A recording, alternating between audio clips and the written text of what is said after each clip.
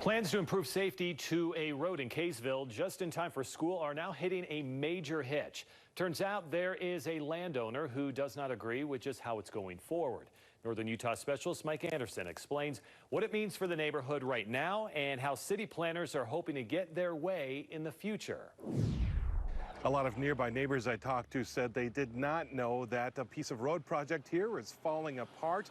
Many say they were looking forward to sidewalk and curb down the street, but had no idea they'd have to go without for about 800 to 900 feet on one side of the road. Decades of progress means more cars, more people along this piece of West Kaysville. It's a major collector road here in town. It wasn't always that way, but now the city of Kaysville is more or less trying to get Sunset Drive up to date with that growth.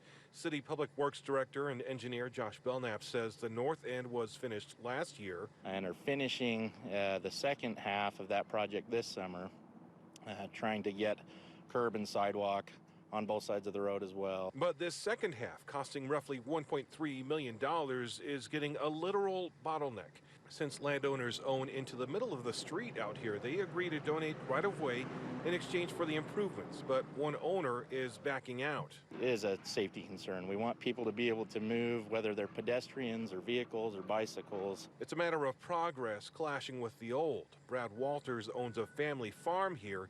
He says it hasn't made money in the past, and he doesn't want to put it further down the hole by giving up the land. He says the plans would also complicate flood irrigation issues here. The policy is that we amicably decide to move on and hope that we find that being done in the future. Belknap says it ultimately impacts foot traffic to 3 schools in the area, but the city doesn't want to push eminent domain. Instead, they'll likely wait. Typically, what's more likely or more common is development of properties that are either currently undeveloped or going to be redeveloped. And Belknap adds that signage will be put in place for the remaining bottleneck, and they'll put some alerts on the city's website as well. Mike Anderson, KSL 5 News.